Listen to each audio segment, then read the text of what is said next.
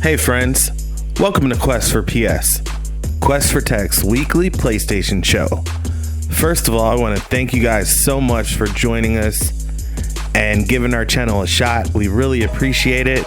Do us a favor if you can, like the video and subscribe to the channel for more PS5 news, reviews, and so much more. Now, without further ado, let's get into this. Wow, that was some craziness.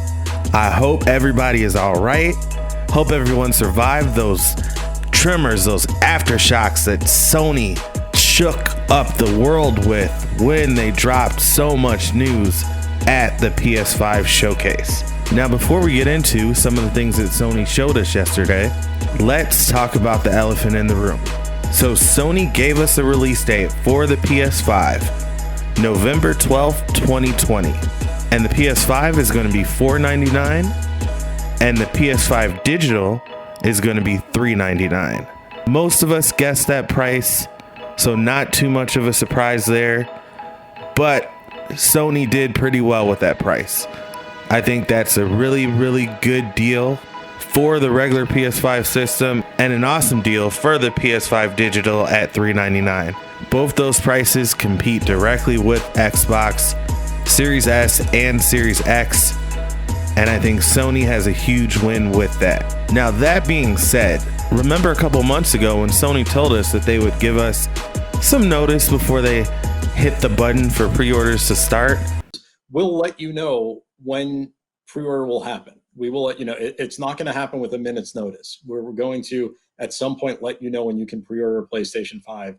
So please don't feel like you have to go run out and line up anywhere until you receive official notice on how that'll work. So, well, they weren't lying, but they only gave us, I don't know, maybe 30 minutes. As most of you all know, pre-orders for PlayStation 5 were supposed to open up today, but they actually opened up yesterday right after the show. So after Sony gave us the price and release date, they seem to forget to mention when we could start pre-ordering the systems. Now, most of you all know that the PlayStation pre-orders went live on September 16th, the same day of the PlayStation Showcase. Now, they were supposed to go live the next day on September 17th, but that didn't happen like it was supposed to. So after Sony gave us the price and the release date for the PS5, they failed to mention when we could pre-order the PS5 systems. Shortly after the showcase ended, Jeff Keighley tweeted out that pre-orders were going to go live on September 17th for both PS5 systems, and that we would be able to pre-order then. After that, Sony confirmed this. So, short notice, yes, but we would have been able to pre-order that very next day after the showcase. Well, it seems that Walmart was actually the retailer that jumped the gun first, as seen in their tweet less than 2 hours after the PS5 showcase. Make you wait to get the new PlayStation 5? Nah, that's not like us. Go on, pre-order it now. And that opened the floodgates. So without warning, without notice, the PS5 pre-orders went live, and shortly after they were sold out. Now, as soon as Walmart did that, of course, all the other retailers started to fall like dominoes. GameStop was next, Amazon shortly after, then Target, at least in the US retailers, and then Best Buy was last. So it was crazy. Best Buy and Target will let you get the PS5 in the cart. Then as soon as you want to pay for it, it'd say it wasn't there. I mean, it was the biggest tease ever. After playing around with different sites and, having multiple people trying to get these pre-orders, we actually got one. So I'm hoping you guys were able to get one too.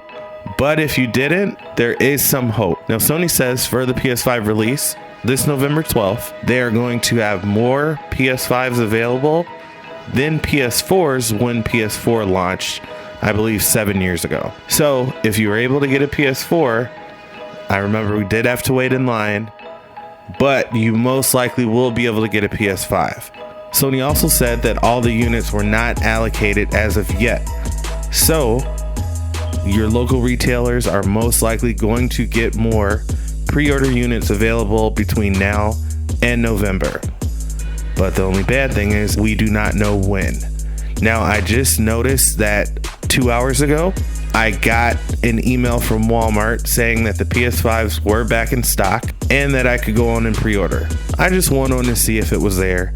Of course, they were gone, but I got the email maybe about 45 minutes later. So if you're able to sign up for email alerts to see when the pre-order is available again, do that. It does work. And I guess just randomly keep checking, and hopefully you will be able to order a PS5. If not, we will see you in line because we're all probably gonna have to be waiting in line for something if we can't get it online. Now, really quick, I know a lot of people are mad at Sony, and I was definitely a little pissed at them first, but someone made me look at it another way. They said that Sony possibly helped a lot of us get pre-orders that might not have gotten them at all. Well, how did they do that? As everyone probably knows, they're a bunch of scalpers or a bunch of people that like to purchase lots of systems, and I heard it was going on with the graphics card that just came out, the 3090, I believe.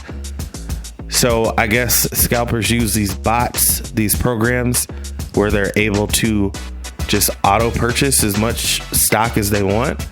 And then by the time real people that just want to buy it at the normal price go on to buy it, they're gone. So I'm hearing that if Sony would have given a bunch of advance notice, say like Xbox did, that these individuals that use these bots to buy this inventory, that they would have had time to set their bots to go on, get the pre-orders up, and then there would have not been a lot left for regular consumers. So since Sony did that, and then the retailers decided to not even wait till the next day, which is what Sony said they should do on the 17th, it did not give these scalpers, I guess we'll call them, time to set their bots and gobble up all the pre-orders. So could be another way of looking at it. I know it kind of sucks either way if you didn't get a pre-order, but keep trying. I'm sure they want to get out as many as they can so everyone can have one. So good luck. So I definitely made some predictions that I did get right as far as the price. Release date I was off, but I did know that they would not do Friday the 13th. I find that funny, meaning that Sony probably thought that they were going to do the 13th and someone said, oh no, let's just make it the 12th. So there's that. I also said that they would be showing us the user interface. Didn't get that at all. So that's probably definitely going to come out later on another State of Play, or maybe Digital Foundry or some other channel. We'll get that exclusive and get to show off the interface. Sony gave us games, and more games. They were trying to sell you a PlayStation 5, and I definitely figured that. Now, I thought that they would open up the show with Spiderman Miles Morales. And I guess I was technically wrong about that, but Miles Morales was the second game that they showed, and it was the first game that they showed before everything else that was running exclusively on the PlayStation 5 system. So what did they come out and show? They came out with Final Fantasy 16 and actually said it was a console exclusive, so that's pretty cool. Looking at the trailer, looks alright if you're into Final Fantasy. Definitely tried it before, but the combat is a little so-so for me. But it does look amazing. It said that this was running on a PC with equivalent PlayStation 5 specs. So take that as you will. Thought it was a good looking game. Now, Final Fantasy 16 had no release date. And since it said it was running on a PC, it looks like it could be at least a year away, but we'll see. So the next thing they showed was Spider-Man Miles Morales. Now, right before starting the gameplay, Sony said all cinematic and gameplay footage you're about to see from this point forward in the show has been captured from a PlayStation 5 system. So that lets you know right there that everything that you see is running on a PS5. No mistaking about it. This is official PS5 gameplay. Now, Spider-Man Miles Morales, it looks really good. I mean, when you see Miles walking down the street to start, you can see the ray tracing and lighting effects. You can see all the particles of snow. You can see the reflections and puddles on the ground. It definitely looks better than Marvel Spider-Man on PS4. Now, this was a pretty lengthy piece of gameplay. I think it was about 5 minutes. So once they actually get into the gameplay and Miles is fighting here on the bridge, it looks like Marvel's Spider-Man from PS4, but just turned up to another level. Miles is using these electricity attacks, and it looks cool.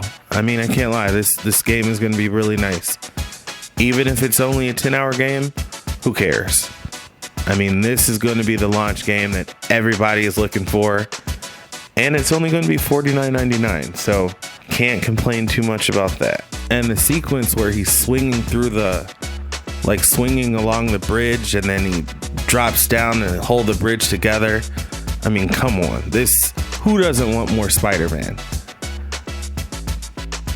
This game is going to be worth it for sure. The next game that was shown was a huge surprise to me. We heard about this game in development maybe a couple years ago, but I never thought that it would be premiered during a PS5 showcase. And that game is Hogwarts Legacy. It's a game based in the Harry Potter universe. It takes place in the 1800s. And obviously that's way before Harry Potter got there. It looks like it's a third-person action adventure game, and you get to do a bunch of wizardly spells and tricks. I honestly have never seen an entire Harry Potter, not one of them, but this game looks cool. The graphics, the effects looks really, really good, and we got a 2021 release window. So that's just one of the many games coming out in 2021. This one looks like it's going to be good, whether you like Harry Potter or not. Obviously, if you're a Harry Potter fan, you're probably going crazy right now. But yeah, if you just like action adventure games, this looks good. So I am definitely down for Hogwarts Legacy 2021. Now, the next game we got was Call of Duty Black Ops Cold War. And it was actually a campaign mission. Now, this game looks crazy. Call of Duty has always been one of the best looking games out there. And last year's Call of Duty I played, actually the past few years, I played Call of Duty on PS4. And the campaign missions look awesome. I mean, this thing looks so real. It's crazy. Now, I understand that I may be the only person or one of the only people in the world that actually will buy a Call of Duty game just for the campaign. I don't care. It's worth it. Watch this Call of Duty campaign mission from start to finish with the sound.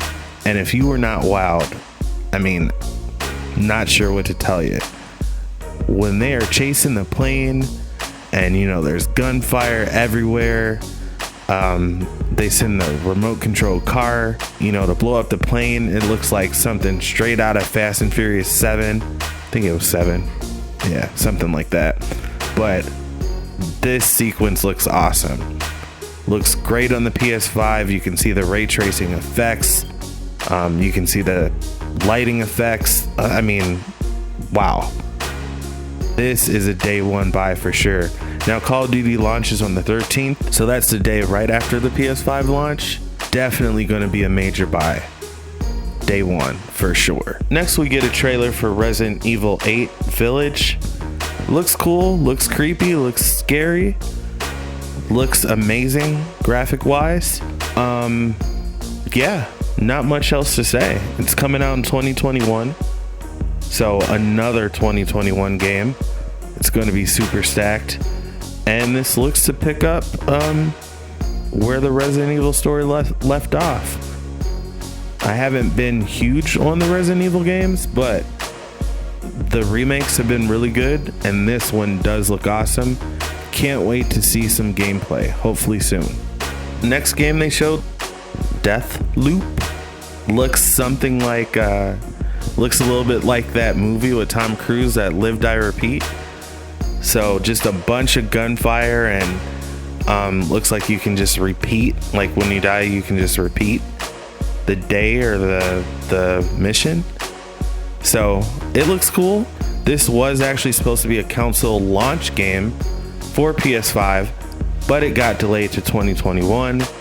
I mean, can you imagine if that was one of the launch games too? I mean, wow, just too much to play. So cool that they pushed it back to 2021. I'm sure it'll be worth it. Does look like an awesome game. Looks like one worth checking out. We actually got a release window of 2021 Q2, so looks like you'll have the game for the spring.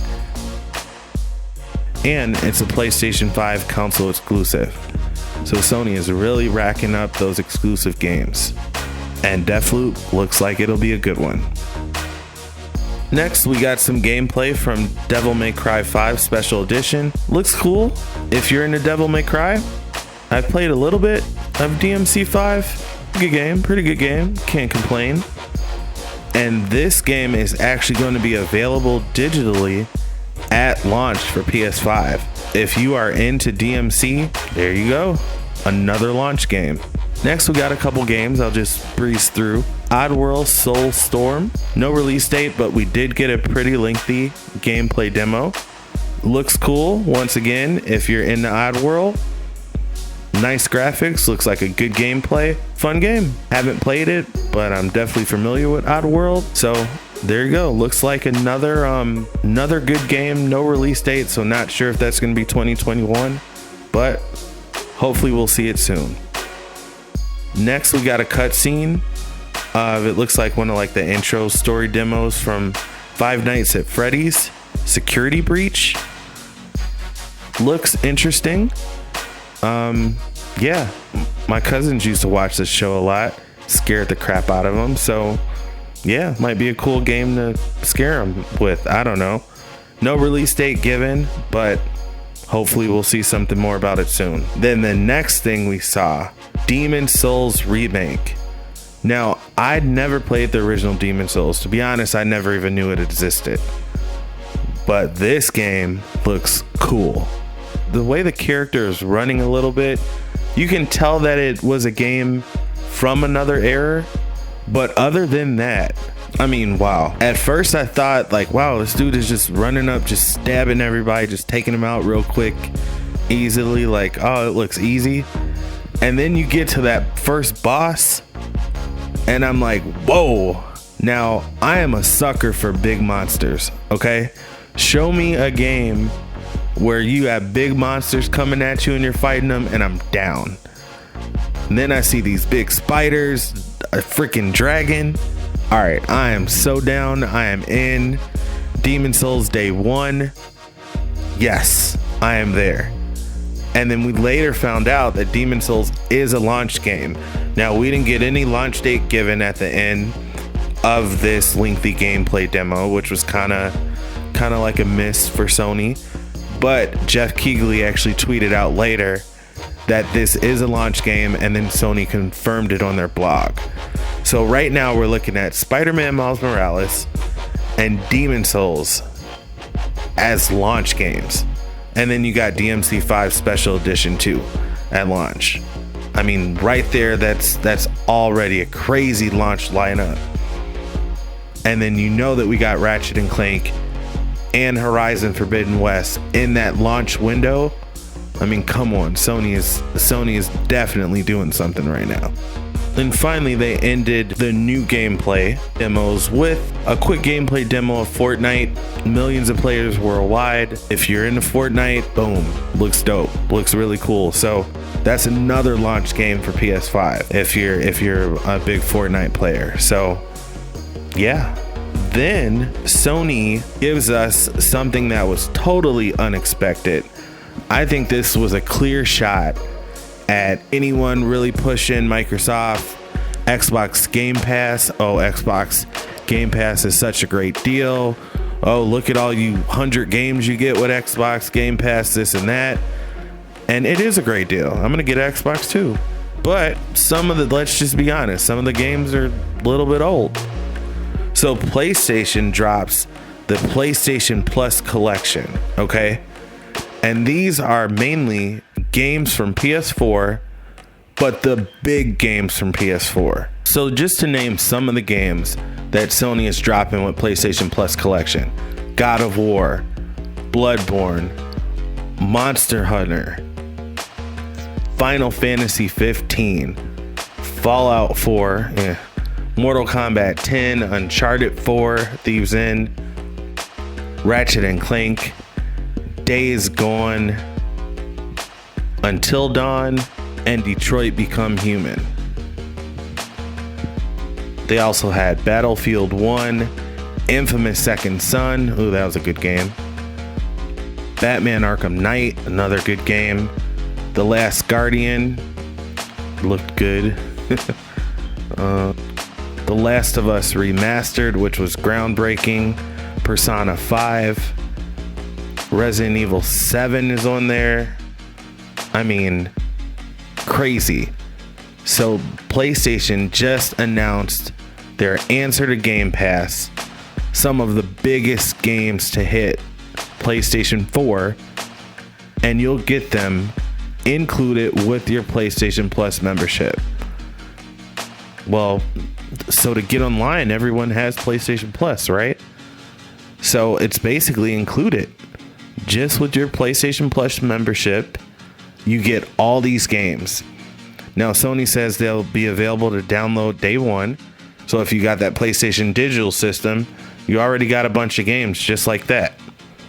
So right there, Sony drops a huge bomb and a direct answer to Microsoft Game Pass. And if you didn't get a chance to play all those PS4 games, now you're going to get to play them with your PlayStation Plus membership. And that was it with the new games that they showed before Sony dropped the price. Again, $499 for the PS5, $399 for the PS5 digital. November 12th, 2020 is the release date. And they didn't give any pre-order time. So at this point, we didn't know when it was going to be pre-ordered. But something told me it was going to be soon. And honestly, that's when I started to get my credit card ready. So, yeah. So after giving us that November 12th, 2020 release date, which is a Thursday, by the way, there was one more thing. And that's when Sony showed a quick teaser for God of War Ragnarok, where Kratos tells us to prepare for Ragnarok. And 2021 is going to be the release year.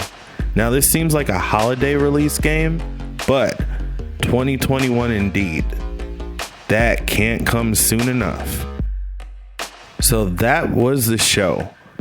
Sony definitely dropped multiple bombs, giving us gameplay, and more gameplay, and solidifying a huge launch for the PS5.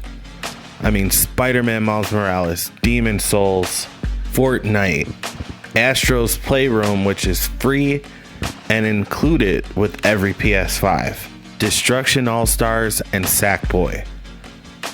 That is definitely one of the best PlayStation launches that I can think of. And if you guys can think of anything else, let me know in the comments, but that's a pretty strong launch lineup. I mean, even if you're only into Miles Morales and Demon Souls, wow.